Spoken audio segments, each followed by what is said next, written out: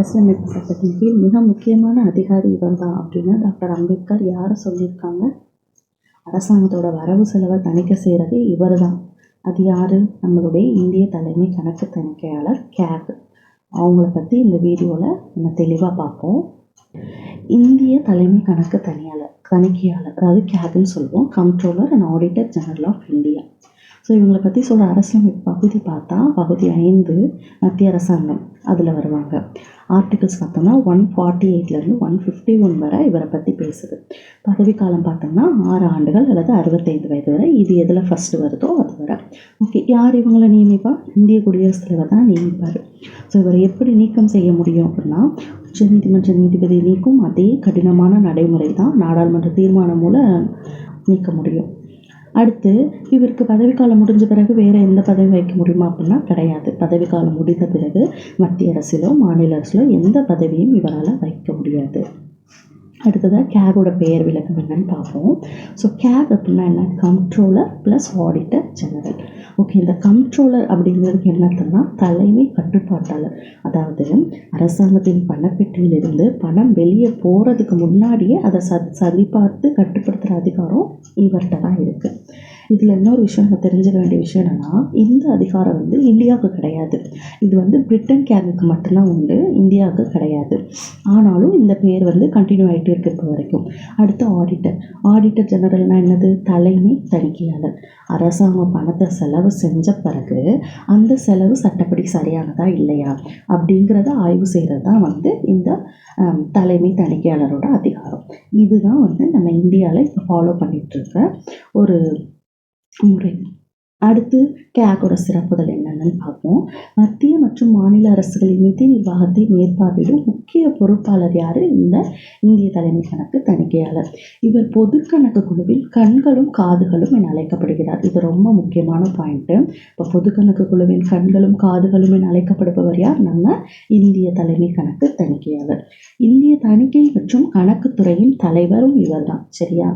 அடுத்து முக்கியத்துவம். இன்னொரு முக்கியமான ஒரு வார்த்தை, பொது பணப்பையின் பாதுகாவலன் அப்படின்னு நம்ம யாரை சொல்கிறோம்னா இந்திய தலைமை கணக்கு தணிக்கையாளர் தான் சொல்கிறோம். Guardian of public purse. அடுத்து தணிக்கை செய்யும் நிதிகள் என்னென்ன இவர் ஆடிட் பண்ணுறாரு அப்படின்னு பார்ப்போம். தொகுப்பு நிதி, அதாவது கன்சாலிடேட் ஃபண்ட்ல இருந்து அரசாங்கத்தின் மெயின் பாக்கெட் எதை சொல்கிறோம்? இந்த தொகுப்பு நிதியை சொல்கிறோம். வரிப்பணம் முழுவதும் இங்கே தான் இருக்கும். நாடாளுமன்ற அனுமதி இல்லாமல் இதிலேருந்து நம்ம பணத்தை எடுக்க முடியாது. அடுத்து அவசர கால நிதி, கண்டின்ஜென்சி ஃபண்டு, எமர்ஜென்சி பாக்கெட் அப்படின்னு சொல்கிறோம். இப்போ இந்த வெள்ளம் வர்றது, இயற்கை சீற்றங்கள் வர்றப்பெல்லாம் அப்போ மக்களுக்கு உதவி செய்கிறதுக்காக பணம் இது பண்ணுவாங்களா, அந்த டயத்தில் குடியரசுத் தலைவர் அனுமதியுடன் இதிலிருந்து பணம் எடுக்கலாம். அடுத்து பொது கணக்கு, பப்ளிக் அக்கௌண்ட், இது மக்களின் பணம் அப்படின்னு அழைக்கப்படுது. பிஎஃப், வருங்கால வைப்பு நிதி, வங்கி சேமிப்பு போன்றவை இதில் இருக்கும். அரசாங்கம் இதை தற்காலிகமாக பயன்படுத்தினாலும் தணிக்கைக்கு உட்பட்டது தான். அடுத்து தணிக்கை செய்த பிறகு கேக் 3 விதமான அறிக்கைகளை சமர்ப்பிப்பார். அதை பற்றி என்னன்னு கொஞ்சம் டீட்டெயிலாக பார்ப்போம். ஒதுக்கீடு கணக்குகள் அறிக்கை, பட்ஜெட்டில் சொன்னபடி செலவு செய்தார்களா? இப்போ 100 ஒதுக்கிட்டு 110 செலவு செஞ்சுருக்காங்கன்னா அதை நீங்கள் எதனால இந்த 10 ரூபா எக்ஸ்ட்ரா செலவு பண்ணீங்க அப்படிங்கிறத ஒரு கொஸ்டின் கேட்பார். அடுத்து நிதி கணக்குகள் அறிக்கை, அரசாங்கத்தின் ஒட்டுமொத்த வரவு செலவு கணக்கு சரியா? வரி வருவாய் எவ்வளவு? வாங்கிய கடன் எவ்வளவு? இதெல்லாம் சரி பார்ப்பார். அடுத்து பொது நிறுவனங்கள் அறிக்கை, அரசு நிறுவனங்கள் லாபமாக நஷ்டமா? இப்போ எல்ஐசி, எஸ்பிஐ, பிஎஸ்என்எல் இந்த மாதிரி அரசு நிறுவனங்கள் இருக்குது பார்த்தீங்களா, பொதுத்துறை நிறுவனங்கள், இதெல்லாம் லாபமாக ஓடுதா நஷ்டமாக ஓடுதா இதெல்லாம் பார்த்து செஞ்சு அதை தணிக்கை பண்ணுவார். அடுத்து ஓகே, இது ஸ்டார்டிங்லேருந்து எப்போ இந்த இந்திய தலைமை கணக்கு தணிக்கையாளர் அந்த பதவியோட ஸ்டார்டிங் பாயிண்ட்லேருந்து வருவோம். பிரிட்டிஷ் ஆட்சி காலத்திலேருந்து 1858 இந்தியாவில் சிப்பாய் கழகத்திற்கு பிறகு, அதாவது 1857 நமக்கு கிரேட் ரிவோல்ட் நடந்திருக்கும்ல, அதுக்கு பிறகு கிழக்கிந்திய கம்பெனியிலிருந்து ஆட்சி பிரிட்டிஷ் கிரீடத்திற்கு மாறி இருக்கும். 1858 முதலில் கணக்கு தணிக்கையாளர் பதவி உருவாக்கப்பட்டது. ஸோ ஃபர்ஸ்ட் கேக் யாருன்னு பார்த்தோம்னா எட்வர்ட் ட்ரம்மண்ட். அவர் தான் 1860 இந்தியாவின் முதல் தணிக்கையாளர் ஜெனரலாக பொறுப்பேற்றார். அதே ஆண்டில் 1860 நவம்பர் 16 இந்திய தணிக்கைத்துறை அதிகாரப்பூர்வமாக தொடங்கப்பட்டது. இதனால் தான் ஒவ்வொரு ஆண்டும் நவம்பர் 16 தணிக்கை தினமாக கொண்டாடப்படுகிறது. அப்போ இன்னொரு இதுலேயே ஒரு முக்கியமான கொஸ்டின் நமக்கு கிடச்சிருக்கு. தணிக்கை தினம் எப்போ வருஷம் எப்போ கொண்டாடுறோம்? நவம்பர் 16 அன்னைக்கு. சுதந்திரத்திற்கு பின்னாடி இது எப்படி மாறுச்சு அப்படின்னு பார்ப்போம். 1950 இந்திய அரசியலமைப்பு சட்டம் நடைமுறைக்கு வந்தபோது விதி 148 படி பதவிக்கு முழுமையான தன்னாட்சி மற்றும் அரசியலமைப்பு அந்தஸ்து வழங்கப்பட்டது. 1948லேருந்து 54 வரை இந்தியாவுடைய முதல் கேகா பி நரஹரி ராவ் அவங்க நியமிக்கப்பட்டிருக்காங்க. 1971 மற்றும் 1976 என்ன மாற்றங்கள் இந்த கேக் சட்டத்தில் கொண்டு வந்தாங்க அப்படின்னு பார்ப்போம். 1971ஆம் ஆண்டு சட்டம் அரசியலமைப்பு சட்டப்பிரிவு 149 படி நாடாளுமன்றம் இந்த சட்டத்தை இயற்றியது. என்னன்னு பார்த்தோம்னா, கேகின் கடமைகள் மற்றும் அதிகாரங்கள் மற்றும் சேவை நிபந்தனைகளை துல்லியமாக வரையறுப்பது. முக்கிய அம்சம் என்னன்னா, இந்த சட்டத்தின்படி மத்திய மற்றும் மாநில அரசுகளின் கணக்கு பராமரிப்பு மற்றும் தணிக்கை ஆகிய 2 பணிகளுக்கும் கேக் ஒருவரே பொறுப்பானவர் என அறிவிக்கப்பட்டது. அதாவது 1971 இந்த மத்திய மற்றும் மாநில அரசின் கணக்கு பராமரிப்பு தணிக்கை 2க்குமே ஒரே ஆளை கொண்டு வந்திருப்பாங்க. இது ஏன் நான் 2 தடவை சொல்கிறேன்னா, திரும்பி செகண்ட் அதை மாற்றிருப்பாங்க. அதுக்காக தான் நான் அதை டபுள் டைம் சொல்கிறேன். அடுத்து பார்க்கும்போது உங்களுக்கே புரியும். அடுத்து 1976 என்ன கொண்டு வந்திருக்காங்கன்னு பார்ப்போம். 1976 இந்த சட்டத்தில் ஒரு பெரிய திருத்தம் கொண்டு வரப்பட்டது. அதுதான் கேகின் பணியில் மிகப்பெரிய மாற்றத்தை ஏற்படுத்தியது. அதாவது மத்திய அரசின் கணக்குகளில் இருந்து கணக்கு பராமரிப்பு பணி பிரிக்கப்பட்டது.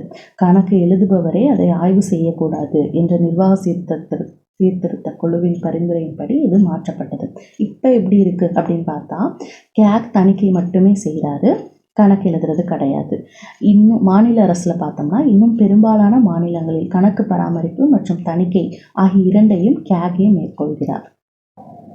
இப்போ இந்த கேகை பற்றி எந்த ஆர்டிகல்ஸ் சொல்லுது அப்படின்னு சொல்லிட்டு கொஞ்சம் டீட்டெயிலாக பார்ப்போம். 148லேருந்து 151 தான் 148 பதவி நியமனம். இதை மட்டும் ஞாபகம் வச்சுக்கோங்க. 149 அவருடைய கடமைகள் அதிகாரங்கள். 150 மத்திய மாநில அரசுகளோட கணக்கு என்ன ஷேப்பில் வடிவத்தில் இருக்கணும் அப்படின்னு பார்த்துக்கோங்க. 151 தணிக்கை அறிக்கையை சமர்ப்பித்தல். அவ்வளோ. இந்திய கணக்கு தணிக்கையாளர் சட்ட விளக்கங்கள் என்னன்னு பார்த்துருவோம். விதி 148 கேகின் பதவி நியமனம் மற்றும் சேவை நிபந்தனைகளை பற்றி சொல்லுதா. இதில் ஒரு 6 சப்கெட்டிங் இருக்குது. அதை மட்டும் என்னென்னு பார்த்துருவோம். விதி 148 1 நியமனம் மற்றும் நீக்கம். இது என்ன சொல்லுதுன்னா, இந்தியாவின் தலைமை கணக்கு தணிக்கையாளர் குடியரசுத் தலைவரால் நியமிக்கப்படுவார். அவர் எப்படி நீக்கலாம்? உச்சநீதிமன்ற நீதிபதி நீக்கும் அதே காரணங்களுக்காகவும் அதே முறையிலும் தான் இவரை பதவியிலிருந்து நீக்க முடியும். அடுத்து 148 2 பதவி பிரமாணத்தை பற்றி சொல்லுது. இவர் பதவியேற்கும் முன் குடியரசுத் தலைவர் முன்னிலையில் அல்லது அவர் நியமிக்கும் நபர் முன்னிலையில் அரசியலமைப்பின் 3வது அட்டவணையில் உள்ளபடி உறுதிமொழி எடுத்துக்கொள்ள வேண்டும். அடுத்து 148 3 என்ன சொல்லுதுன்னா, இவரோட சம்பளத்தை பற்றி சொல்லுது. இவரது சம்பளம் மற்றும் இதர பணிக்கால நிபந்தனைகளை நாடாளுமன்றம் தான் தீர்மானிக்கும். இவர் பதவியேற்ற பிறகு அவருக்கு பாதிப்பு ஏற்படும் வகையில் சம்பளம் அல்லது ஓய்வூதியத்தை குறைக்க முடியாது. அடுத்து 148 4 என்ன சொல்லுதுன்னா, இவரை எப்படி தகுதி நீக்கம் செய்யலாம் அப்படின்னு. இவர் பதவிக்காலம் முடிந்த பிறகு மத்திய அரசிலோ அல்லது மாநில அரசிலோ எந்த பதவியும் வகிக்க தகுதி கிடையாது. அடுத்து விதி 148 5 என்ன சொல்லுன்னா, இவருடைய நிர்வாக அதிகாரம். தணிக்கை துறையில் பணிபுரிவர்களின் பணி நிபந்தனைகள் மற்றும் கேகி நிர்வாக அதிகாரங்களை குடியரசுத் தலைவர் கேகை கலந்தாலோசித்து விதிகளை உருவாக்குவார்.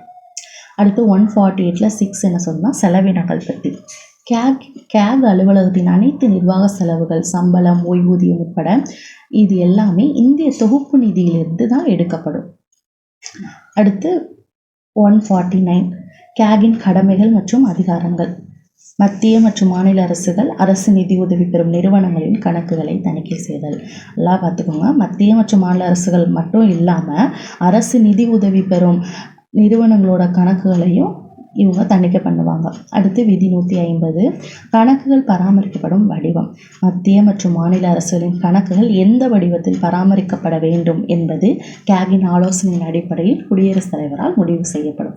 அடுத்து லாஸ்ட் ஆர்டிக்கல் 151 தணிக்கை அறிக்கைகள். ஸோ இதில் 151 1 என்ன சொல்லுதுன்னா, மத்திய அரசின் கணக்குகள் தொடர்பான அறிக்கைகளை கேக் குடியரசுத் தலைவரிடம் சமர்ப்பிப்பார். அதாவது சென்ட்ரலை பொறுத்தவரை குடியரசுத் தலைவர்கிட்ட சமர்ப்பிப்பார். குடியரசுத் தலைவர் போய் அதை மேலவை கீழவை, அதாவது ராஜ்யசபா லோக்சபாவில் சமர்ப்பிப்பார். இதே மாநில சட்டமன்றத்தில் ஆளுநர்கிட்ட கொடுப்பாரு. அவர் போய் மேலவையிலையும் கீழவையிலையும் அதை சமர்ப்பிப்பார். இதை தான் அந்த 2 இதுவும் சொல்லுது. 151 1 and 151 2 சொல்லுது.